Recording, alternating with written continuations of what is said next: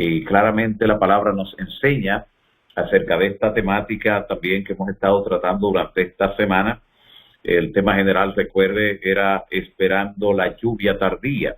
Y algunos de los temas que hemos estudiado, conociendo al Espíritu Santo, dedicamos algunos días a eso, la obra del Espíritu Santo, el Espíritu Santo en la deidad, en la divinidad, el pecado imperdonable que lo estudiamos anoche, y hoy vamos a estudiar el tema la lluvia tardía.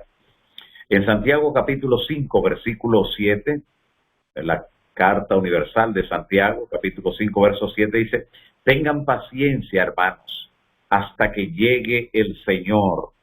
Miren cómo el sembrador espera el fruto precioso de la tierra, aguardando pacientemente hasta que caigan las lluvias del otoño y de la primavera, la lluvia temprana y la lluvia tardía. Interesante. Con paciencia. Dice el Señor en Lucas 21, 19, con vuestra paciencia ganaréis vuestras almas. Y en Apocalipsis 14, 12, aquí está la paciencia de los santos, los que guardan los mandamientos de Dios y tienen la fe de Jesús. La paciencia, la perseverancia siempre estará presente en lo que tiene que ver con el deber nuestro en el plano espiritual. En Oseas, el libro del profeta Oseas, capítulo 6, versículo 3, dice: y conoceremos y proseguiremos en conocer a Jehová, como el alba está dispuesta a su salida, y vendrá a nosotros como la lluvia tardía y temprana que cae sobre la tierra. Luego leemos en Zacarías capítulo 9, versículo 12, donde dice: tornaos, volveos a la fortaleza, oh presos de esperanza. Hoy también os anuncio que os daré el doble. Y en Joel capítulo 2, versículo 23 dice: vosotros también, hijos de Sión, alegraos y gozaos en Jehová vuestro Dios, porque os ha dado la primera lluvia, y se la ha dado arregladamente, y hará descender sobre vosotros lluvia temprana y tardía como al principio. Es la promesa que presenta allí Joel capítulo 2, versículo 23. Y será en los postreros días, dice Jehová el Señor, que derramaré de mi espíritu sobre toda carne. Esas palabras también son repetidas por Pedro en el sermón de Pentecostés, donde dice en el capítulo 3 de Hechos, capítulo 3, verso 19, así que arrepentíos y convertíos para que sean borrados vuestros pecados y vengan tiempos de refrigerio de la presencia del Señor. Y el Señor entonces, y el Padre envíe a Jesucristo. Note cómo luego de ese reavivamiento, esa reforma que representa un gran arrepentimiento en el pueblo de Dios, viene la lluvia tardía, y producto de eso dice: y el Padre enviará entonces a Jesucristo. Es necesaria la lluvia tardía para preparar el camino, es necesaria la lluvia tardía para allanar las sendas, para prepararnos espiritualmente, para hacer la última obra, el último llamado, y entonces que el Señor pueda regresar. El libro Testimonios para los Ministros, en el capítulo 18, donde dice: orad por la lluvia tardía, se describe que es necesaria la lluvia temprana, en primer lugar, para que la semilla germine, la semilla que ha sido sembrada. Pero que la lluvia tardía es necesaria para que el fruto madure y pueda entonces llegar la cosecha final. En el libro Dios nos cuida, dice: este derramamiento del Espíritu se compara con la caída de la lluvia tardía, y en procura de este poder adicional, los cristianos han de elevar sus peticiones al Señor de la mies en la estación tardía. El Espíritu Santo vendrá como resultado de esos clamores que insistentemente hacen los hijos e hijas de Dios en su pueblo. Luego también nos dice la inspiración en el libro Testimonio para los Ministros, capítulo 18, bajo la influencia de los aguaceros fertilizantes, surgen los brotes tiernos. El Señor emplea estas operaciones de la naturaleza para representar la obra del Espíritu Santo. Interesante. También nos dice la mensajera del Señor, vi que nadie podía participar del refrigerio, en términos espirituales, a menos que venciera todas las tentaciones y triunfara contra el orgullo, contra el egoísmo, contra el amor al mundo y contra toda palabra y obra mala. Recuerden todos que Dios es santo y que únicamente seres santos podrán morar alguna vez ante su presencia. Eso es importante, porque las profecías que se cumplieron, por ejemplo, en el tiempo de la lluvia temprana, al principio del ministerio, cuando los apóstoles recibieron esa porción, de esa misma forma que ellos clamaron, se mantuvieron unidos, orando incesantemente, hasta ver el derramamiento del cual el Señor le había prometido. De la misma manera se espera que clamemos, que demandemos esa promesa divina, su cumplimiento en medio nuestro. Pero a menos que haya caído la lluvia temprana, no habrá vida. O sea, si no hay una semilla que germine, nunca habrá una planta que crezca, ni una planta que dé fruto, ni un fruto que madure. Así que la lluvia temprana es esencial. A menos que haya caído la lluvia temprana, no habrá vida. La hoja no aparecerá. Y a menos que los primeros aguaceros hayan hecho su obra, la lluvia tardía no podrá perfeccionar ningún fruto. Eso es importante. Jesús dice en Juan capítulo 14, versículo 16, y yo rogaré al Padre, y os dará otro consolador, para que esté con vosotros para siempre. El Espíritu de verdad, el cual el mundo no puede recibir, porque no le ve ni le conoce, pero vosotros le conocéis, porque mora con vosotros y estará en vosotros. Muy importante.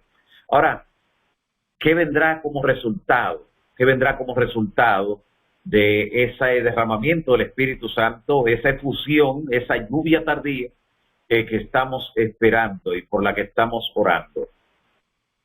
El Señor Jesús primero presentó la necesidad de orar por el Espíritu Santo. En Lucas capítulo 11, versículo 11 también, Jesús utiliza una parábola y la introduce con la siguiente pregunta. ¿Qué padre de vosotros, si su hijo le pide pan, le dará una piedra? O si le pide pescado, en lugar de pescado le dará una serpiente?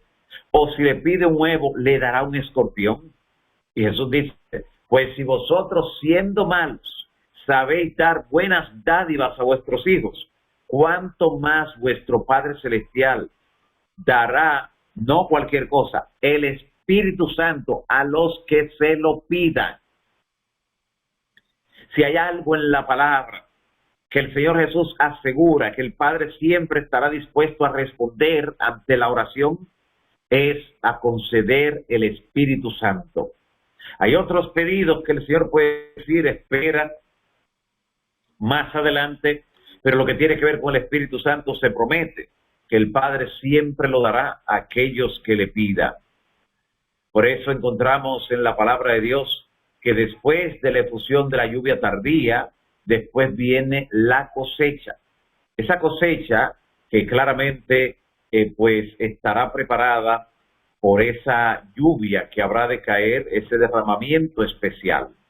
Ahora, así como ha dicho la palabra que si no hemos recibido la lluvia temprana, no habrá ningún fruto que se madure al final. O sea, necesitamos la experiencia de la lluvia temprana. Aquellos que no han tenido esa experiencia, o aquellos que habiéndola tenido inicialmente se apartaron y requieren que se reconcilien plenamente con el Señor, aquellos que han acariciado algún tipo de pecado, aquellos que todavía tienen tendencias al mal que no han vencido. ¿Cómo podemos nosotros experimentar la influencia del Espíritu Santo? ¿Qué reforma nosotros podemos hacer? En el libro de Oseas, capítulo 10, el libro del profeta Oseas, capítulo 10, en el versículo 12, el Señor recomienda lo siguiente a través del profeta. Pónganse a labrar el barbecho. Ya es tiempo de buscar al Señor, dice, hasta que Él venga y les envíe lluvias de justicia. Aquí se recomienda una búsqueda. Ahora, ¿qué es exactamente la lluvia temprana? La que hemos dicho que se requiere, que es vital para que se reciba la lluvia tardía. Es innegable que en parte esa lluvia temprana es la obra regeneradora del Espíritu Santo, esa obra que nos guía a la conversión. Pero en Joel capítulo 2, versículo 23 dice, alegraos y gozaos. Alegraos y gozaos es la recomendación que se nos da en la palabra. Alegraos y gozaos en Jehová vuestro Dios, porque os ha dado la primera lluvia a su tiempo, y hará descender sobre vosotros lluvia temprana y tardía como al principio. La lluvia temprana en el original, en el idioma original, significa maestro, o sea, es la guía o el maestro de justicia. Los profetas hablaban de la justicia temprana como el tiempo de justicia, y el tiempo finalmente que vendría sería un tiempo de bondad, un tiempo en el que Dios manifestaría su justicia. Así que la lluvia temprana histórica fue la revelación que hubo claramente en el tiempo de Pentecostés, o sea, en el plano escatológico histórico-escatológico, la lluvia temprana fue al principio de la proclamación del Evangelio, esa que ocurrió en el Pentecostés con los apóstoles. La lluvia tardía representa esa efusión del Espíritu Santo que precede a la última proclamación del Evangelio con poder, que precede al fuerte pregón, y que cuando desciende sobre los hijos de Dios inicia el proceso del sellamiento. ¿Por qué digo que inicia el proceso del sellamiento? Porque si ciertamente cae sobre los que estén listos proclamando el mensaje, pero aquellos que vendrán a llenar el espacio que dejaron vacío, los que se fueron en el zarandeo, esos que irán llegando también la irán recibiendo. Así que hasta que no se complete el número de los que han de venir desde Babilonia al pueblo remanente de Dios, no se completará el sellamiento. Así que, así como el Espíritu Santo hizo una obra para el inicio de la predicación del Evangelio, de la misma forma para la conclusión. Sin embargo, en la experiencia de cada hijo y cada hija de Dios, hay una lluvia temprana en el plano redentor, en el plano salvífico. Cuando la persona acepta a Cristo y es bautizada en el nombre del Padre, del Hijo y del Espíritu Santo, el Espíritu Santo viene a su vida y lo capacita para hacer la voluntad de Dios. Muchos en ese primer amor realizan justamente la tarea que se debe hacer, siempre proclamar el mensaje, orar con fervor, compartir la verdad, estudiar su Biblia, dedicar buen tiempo al estudio de la Biblia, no faltar a las reuniones de la iglesia. Esa experiencia de la lluvia temprana es la que capacita para entonces un día recibir la lluvia tardía. Así que es importante que nosotros pues preparemos el camino, estemos en el escenario, en la atmósfera donde el Espíritu Santo se estará moviendo, donde estará haciendo la obra. Hay una cita del don profético que aparece en el libro Eventos de los Últimos Días, donde dice que fuimos henchidos, mirada profética, dice la mensajera del Señor, y fuimos henchidos del poder del Espíritu Santo cuando salimos a proclamar más plenamente el sábado. O sea, aquel elemento que en el plano escatológico representa el sello de Dios en la parte visible, cuando salgamos a proclamarlo, entonces allí descenderá la lluvia tardía, el refrigerio de la presencia del Señor, que sellará a los obedientes y que entonces los capacitará para esa obra extraordinaria que se hará durante ese momento.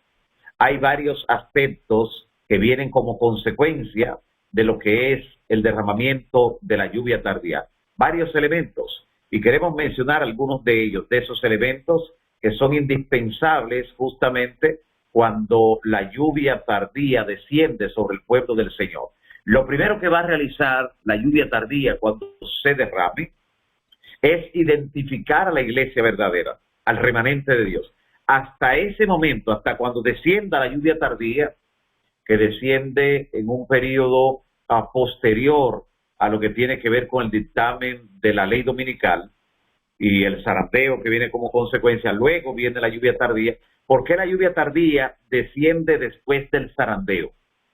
Después que concluye el zarandeo.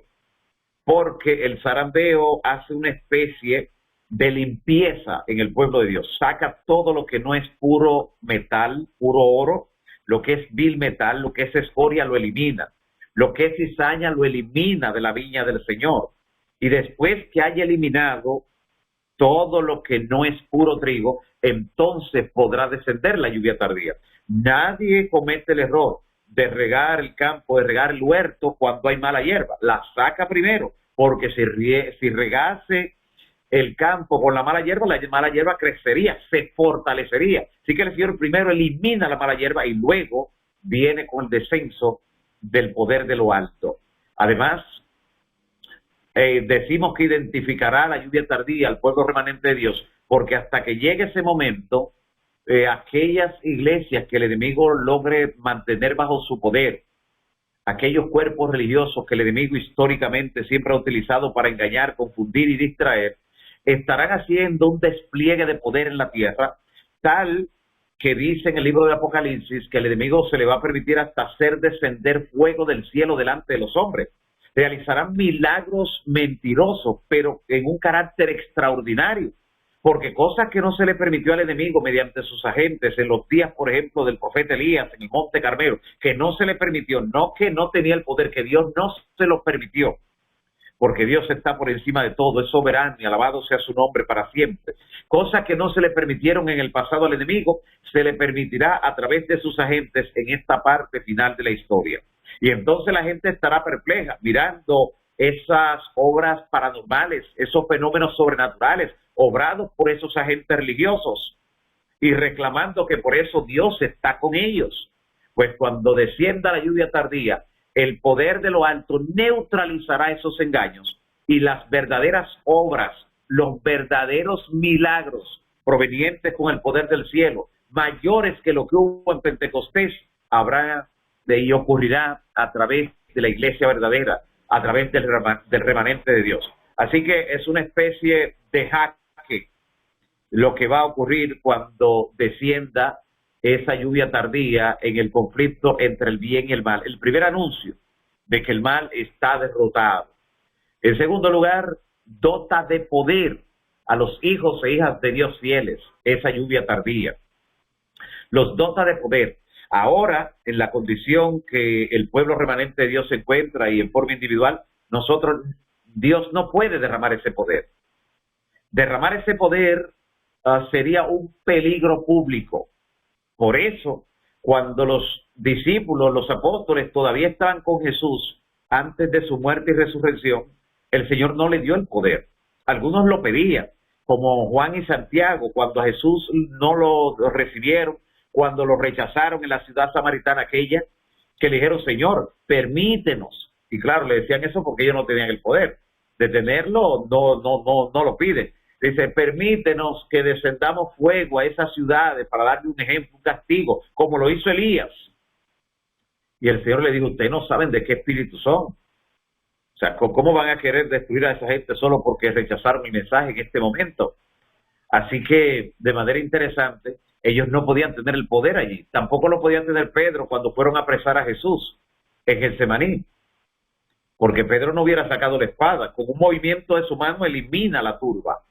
No podía tener el poder allí porque todavía no tenía el carácter. Ahora, cuando los discípulos se prepararon bajo la dirección, claro, del Espíritu que el Señor había soplado en ellos, porque muchas veces vemos que el Pentecostés encuentra a los apóstoles juntos, unánimes, en Hechos 2, pero pasamos por alto la experiencia que narra solamente Juan, en Juan capítulo 20, versículos 21 y 22, donde Jesús llega donde los discípulos después de la resurrección, en una de las visitas al aposento alto, y les dice, paz a vosotros.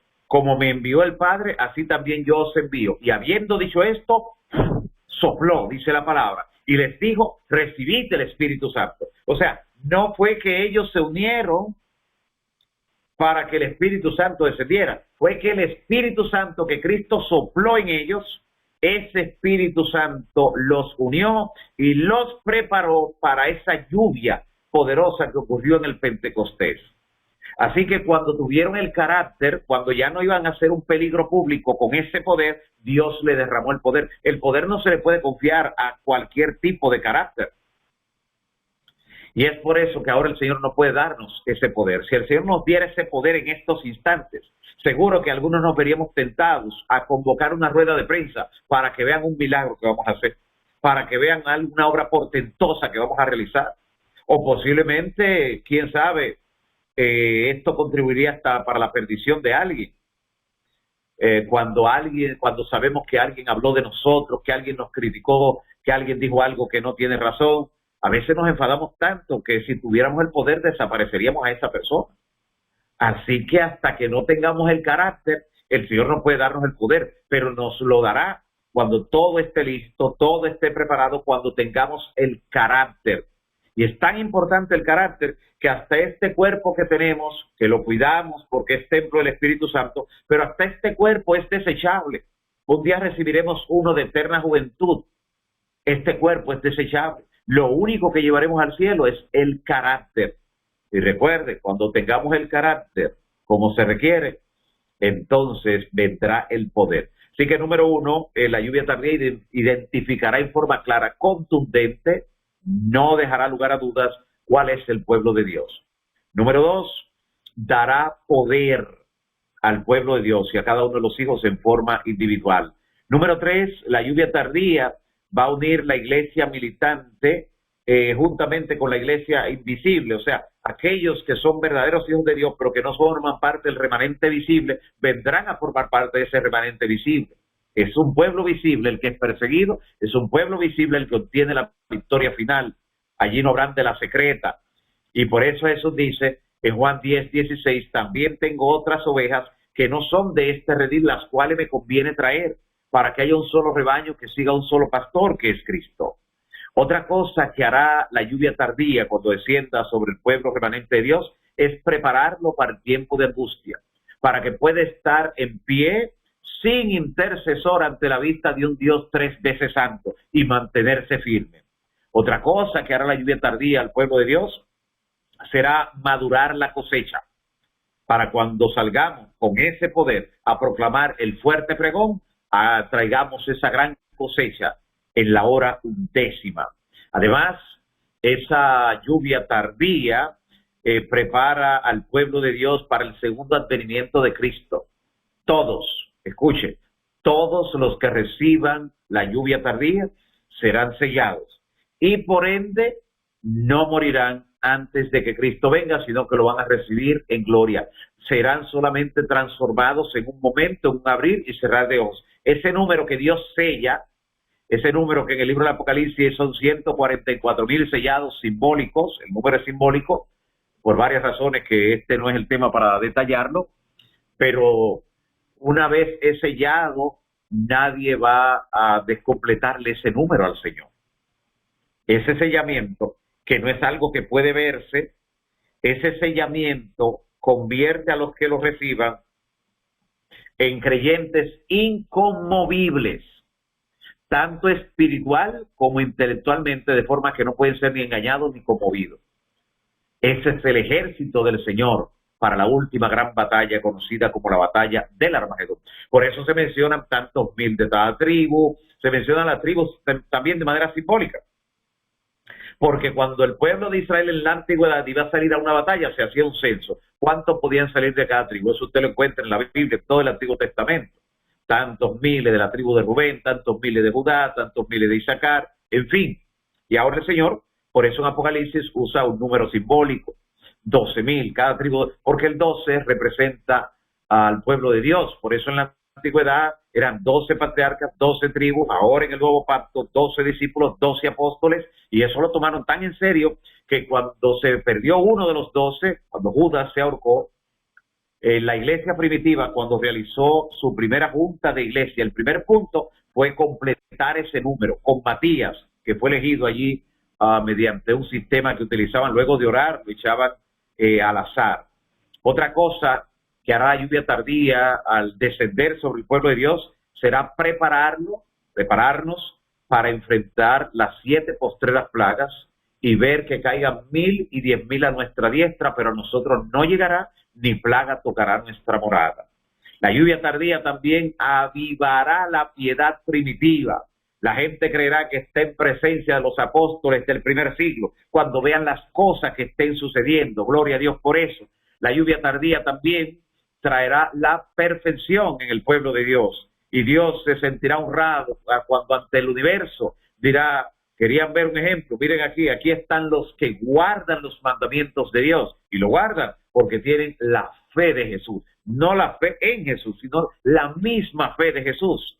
Dios se glorificará en ese grupo. La lluvia tardía también nos ayudará finalmente a valorar y guardar el sábado como es debido en su totalidad.